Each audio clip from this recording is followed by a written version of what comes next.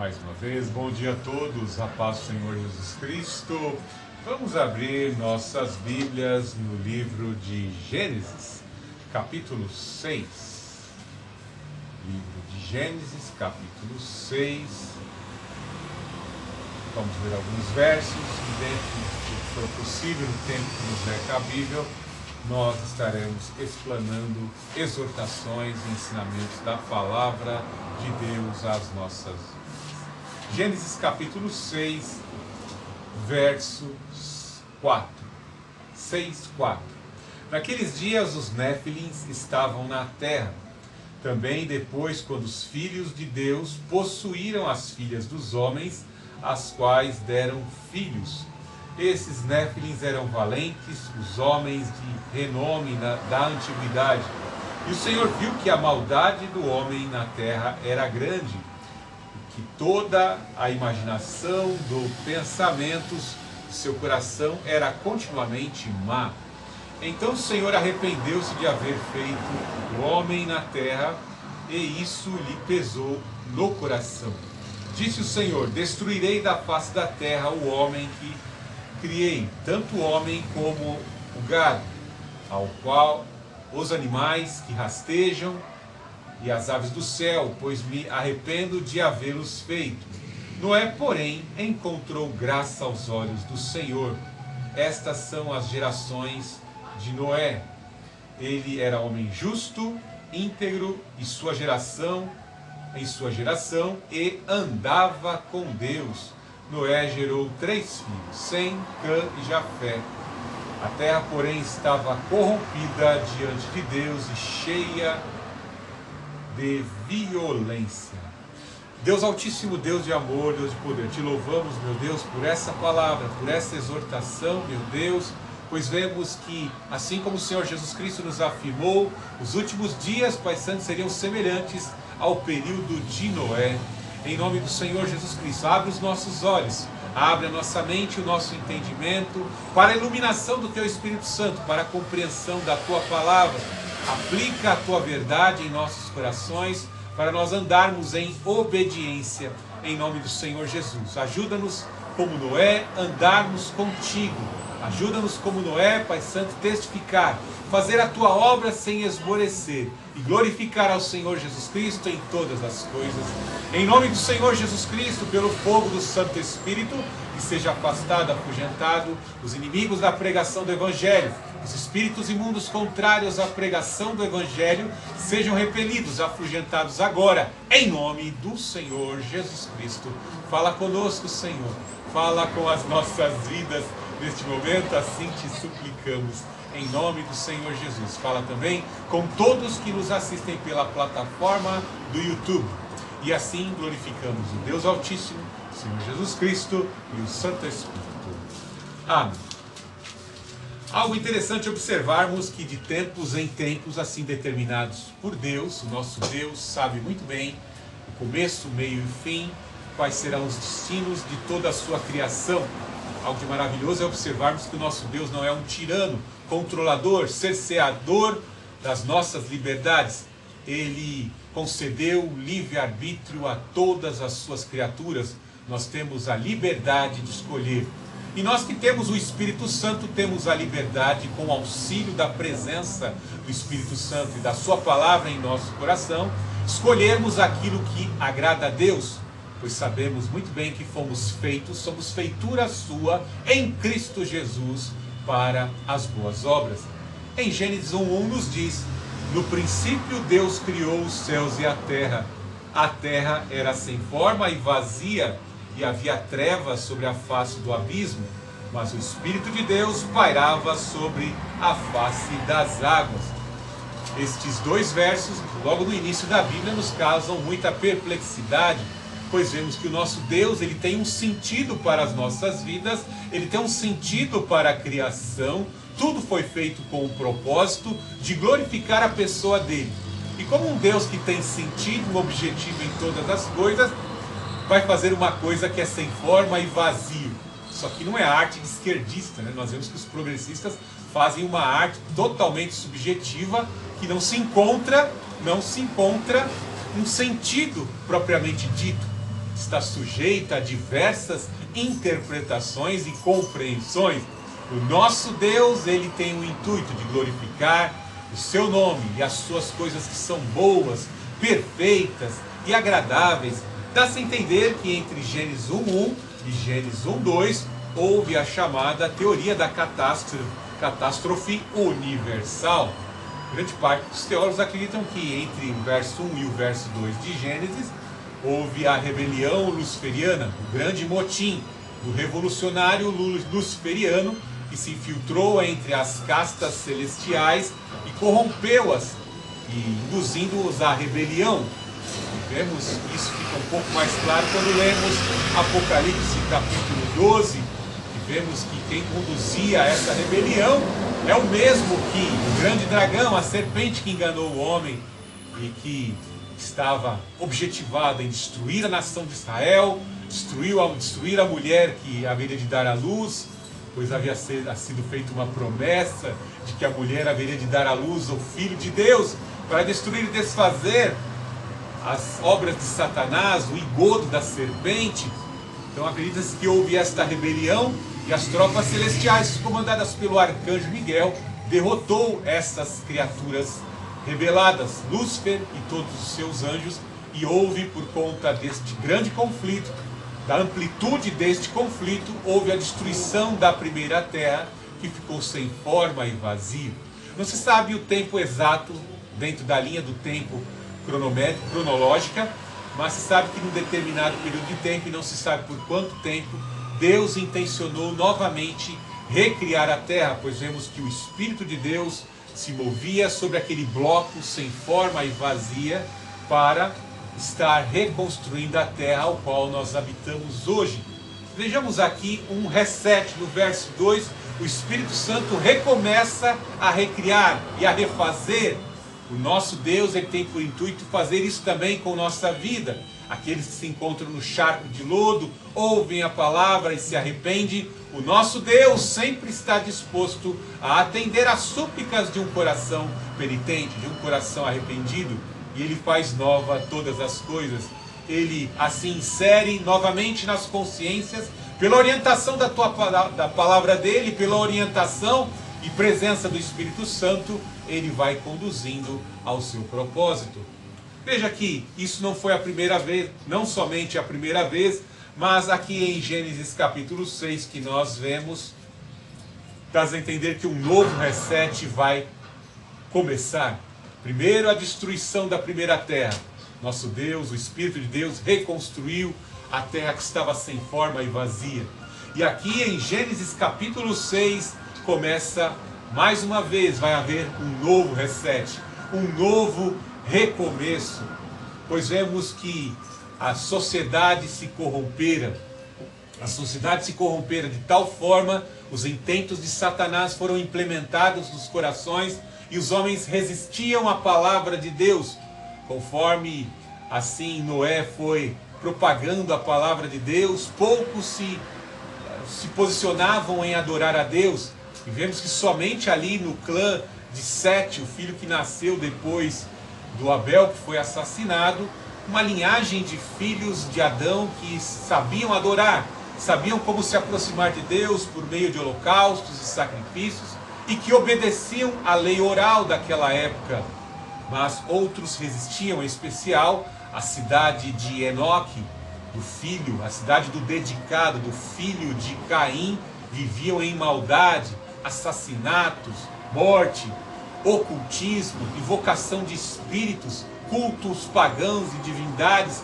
Esta linhagem, esses filhos da serpente, entristeciam a Deus, e cresceu a tal ponto esta maldade que o nosso Deus, ele vai intervir, pois senão a maldade vai consumar a todos.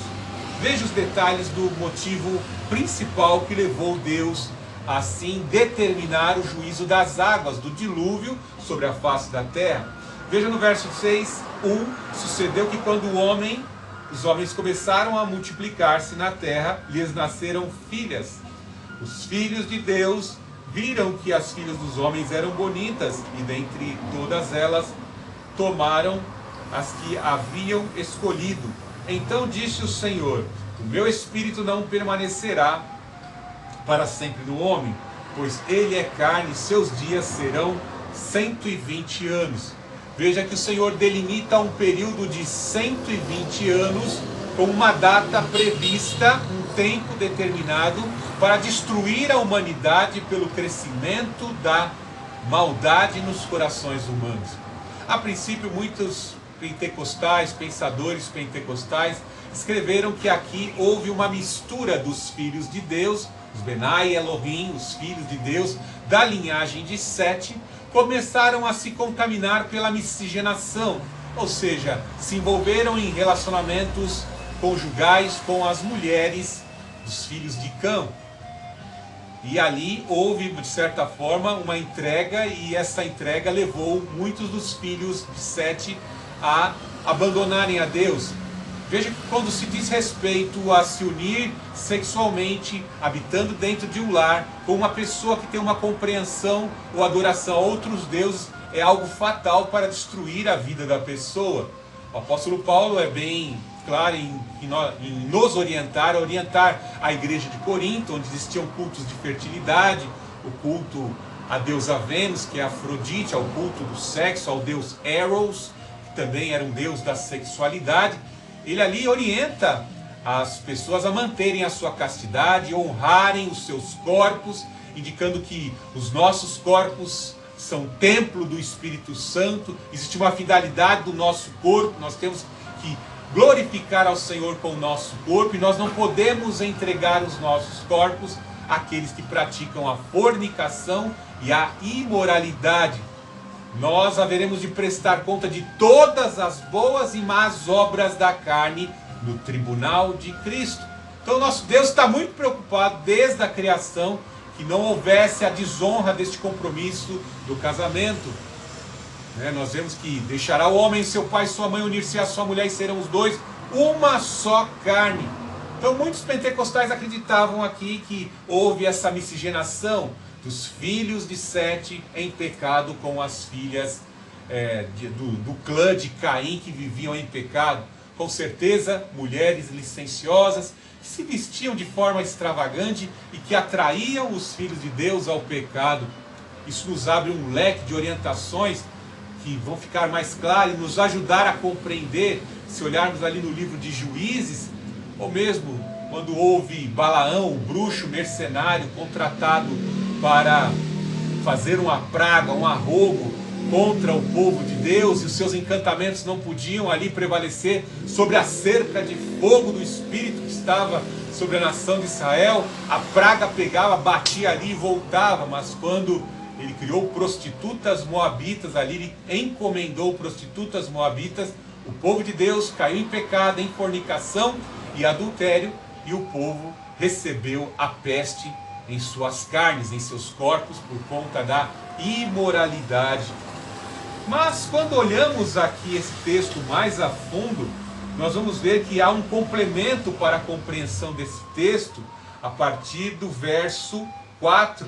Ele faz questão, Moisés que escreveu esse livro, faz questão de citar e identificar um povo, os filhos de Anak, entre aspas, o nome primitivo dele, que eram os Néfilins, chamados caídos, porque assim, se nos apropriarmos de outros documentos, entendemos que esses Néfilins caídos eram conhecidos em sua época por serem uma junção híbrida de anjos com seres humanos. Para-se entender que o nosso Deus criou a função da sexualidade e da procriação somente para homem e mulher, a união de homem e mulher para gerar filhos e assim construir família. Esses anjos malignos que não mantiveram em obediência as determinações de Deus, saíram do seu domicílio, saíram da sua posição e se correlacionaram com essas mulheres e geraram filhos, homens avantajados, homens de renome na época, como cita no final do verso 4, homens de renome. Algumas notas arqueológicas mostram que Nimrod, supostamente o que construiu, o líder da construção da Torre de Babel, para assim exaltar o seu orgulho, era um gigante.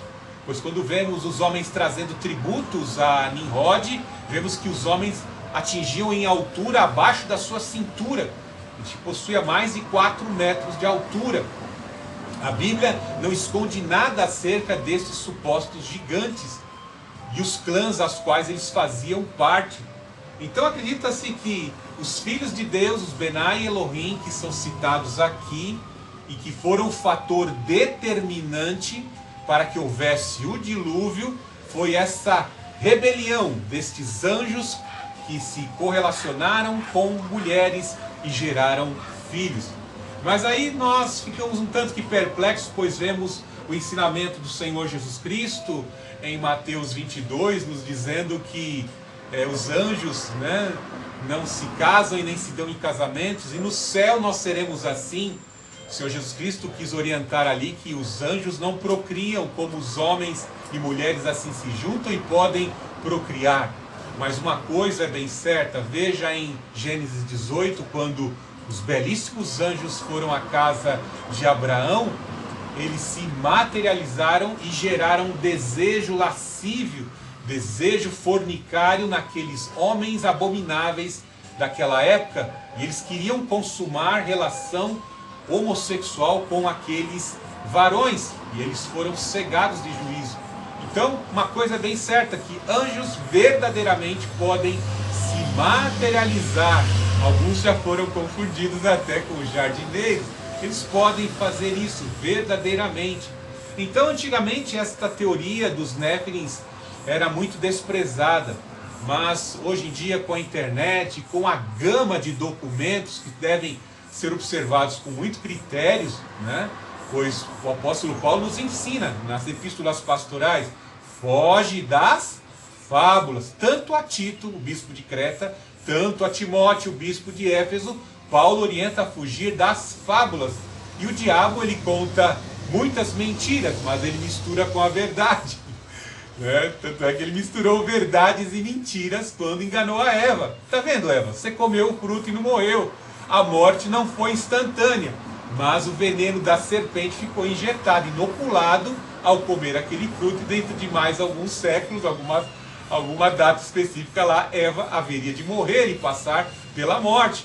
Então o diabo, ele mistura a verdade e a mentira, como a doutrina da nova era. A doutrina da nova era é uma doutrina que tem uma roupagem de humanitarismo, de filantropia, de harmonia entre os credos religiosos, de unificação de credos religiosos, pois todas as religiões estão à espera de um Messias, mas que leva ao engodo, porque se tivermos em nossa consciência apenas o versículo, ele é o caminho, a verdade e a vida, e ninguém vem ao Pai senão por mim, nós não podemos estar em harmonia e em convivência conivente com vários credos religiosos, porque somente Jesus Cristo é o Filho de Deus, e esse pode dar cabo ao pecado e oferecer salvação pela fé mediante ele, o Senhor Jesus Cristo.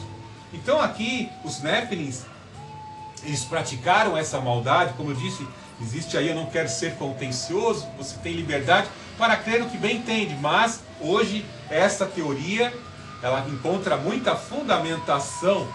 Veja que aqui no verso 6:5, o Senhor viu que a maldade do homem na terra era grande, e que toda a imaginação dos pensamentos de seu coração eram continuamente má.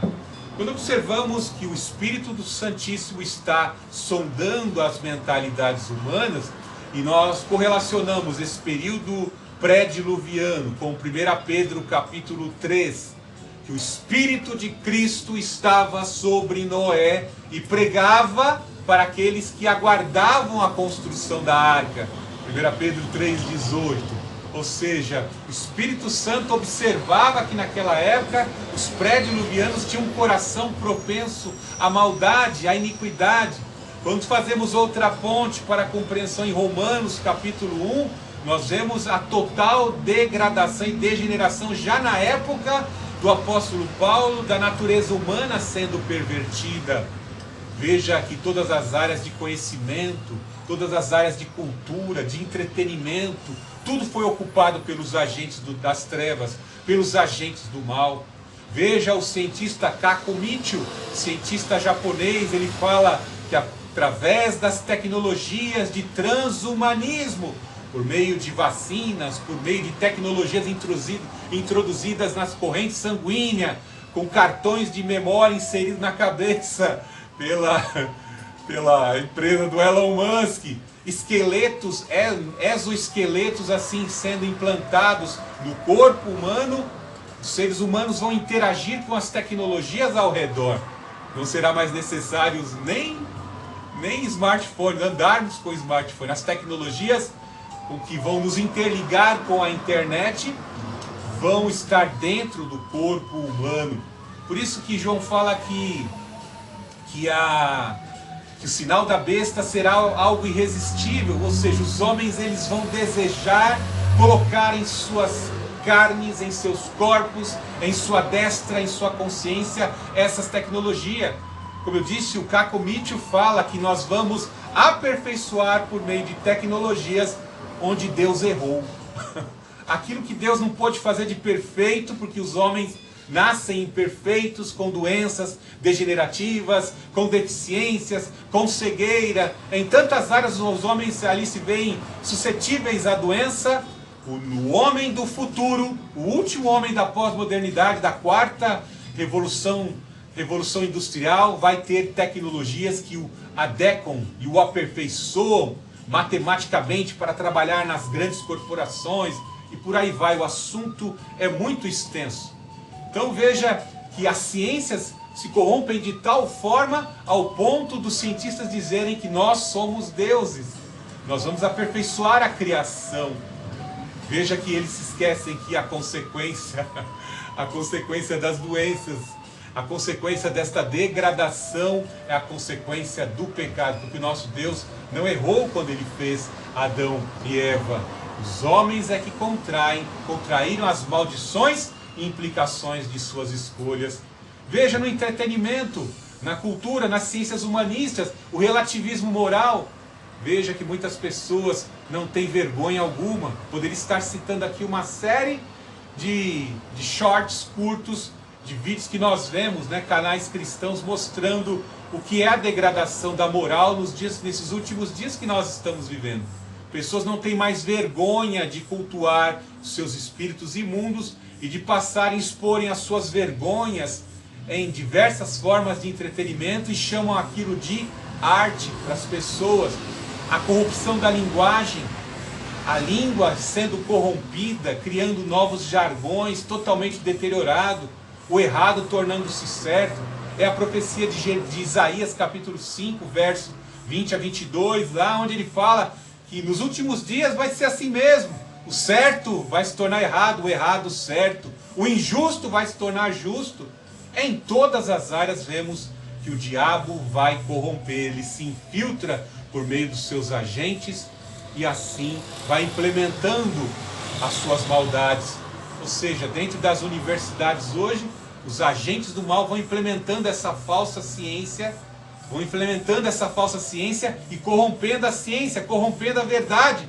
Veja que o nosso Deus constrói a terra. Vou só citar um exemplo aqui.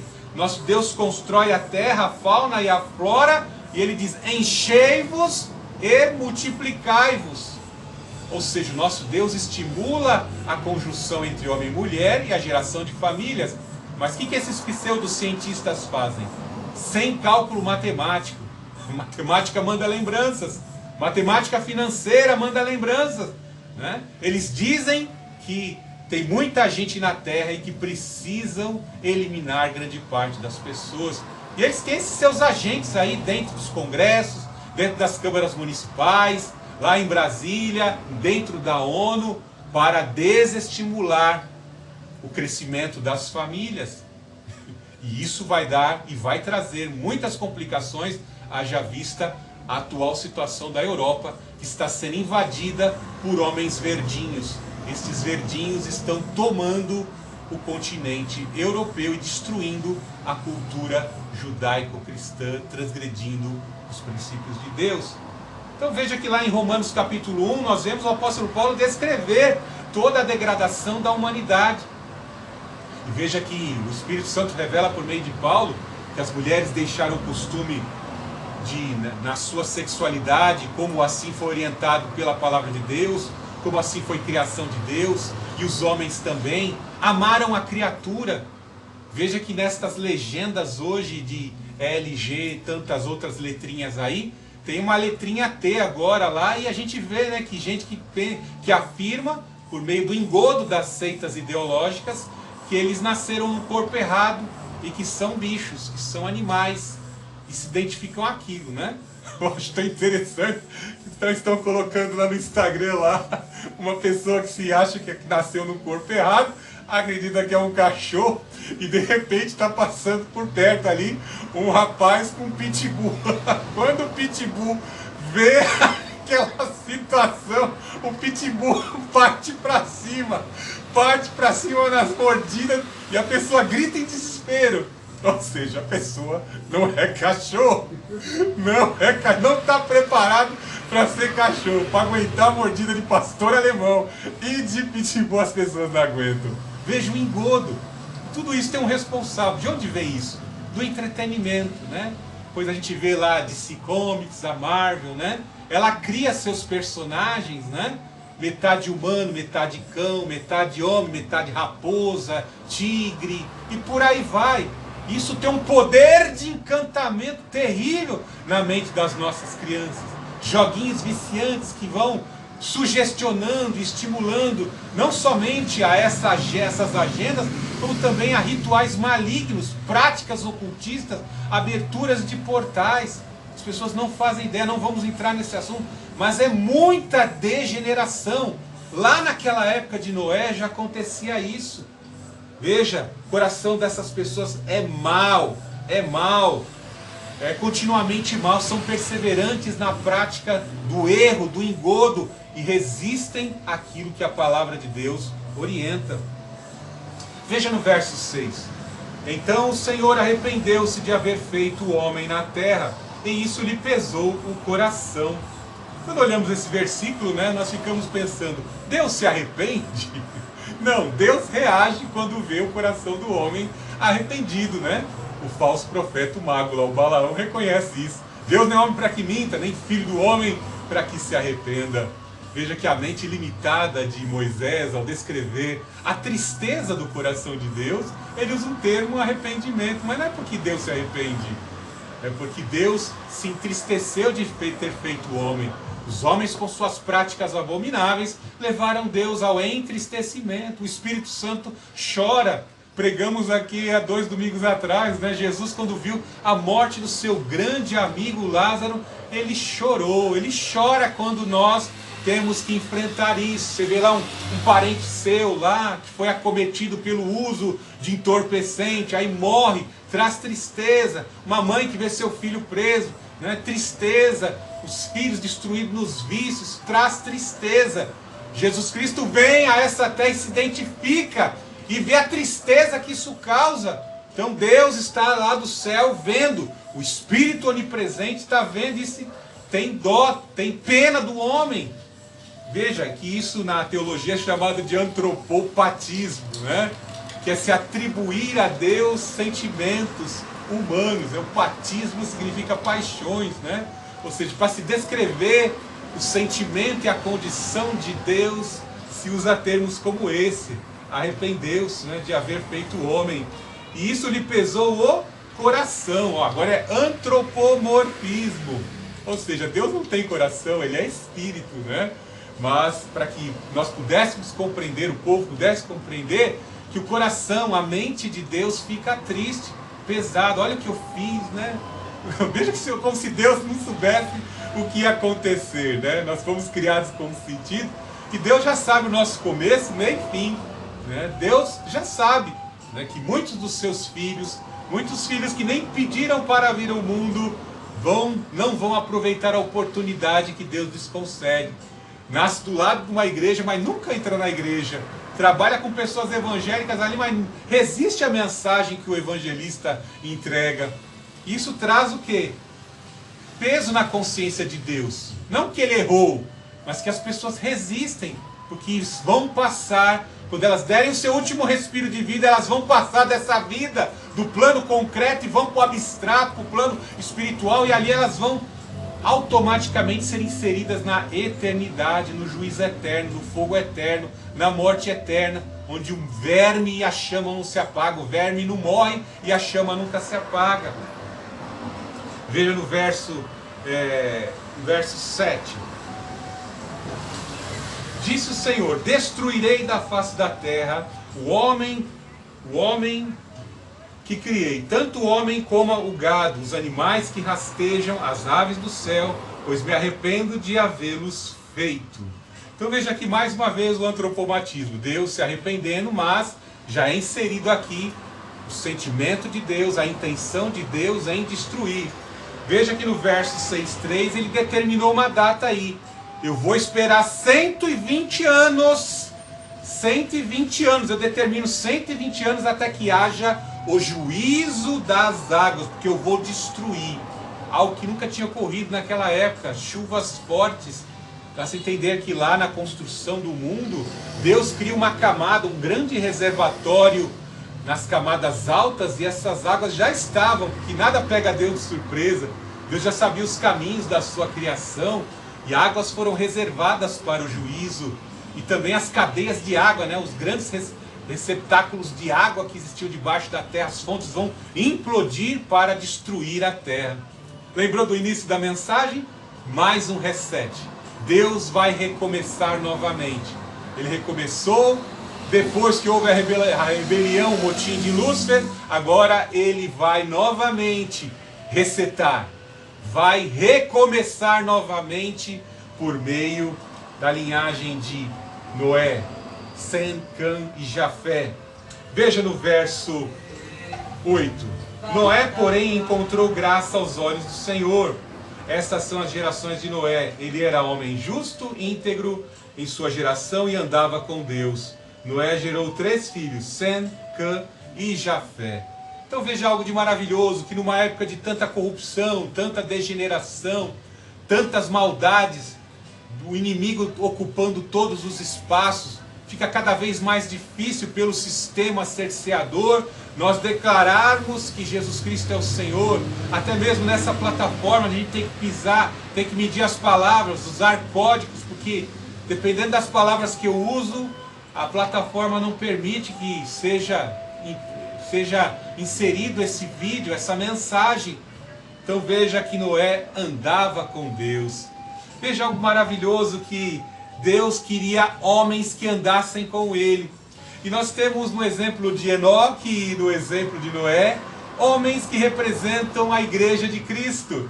Num certo sentido, Noé, assim conta alguns documentos, que quando a turba enfurecida veio para cima de Enoque, porque ele pregava a palavra de Deus, o nosso Deus o arrebatou e o levou. Ou seja, Enoque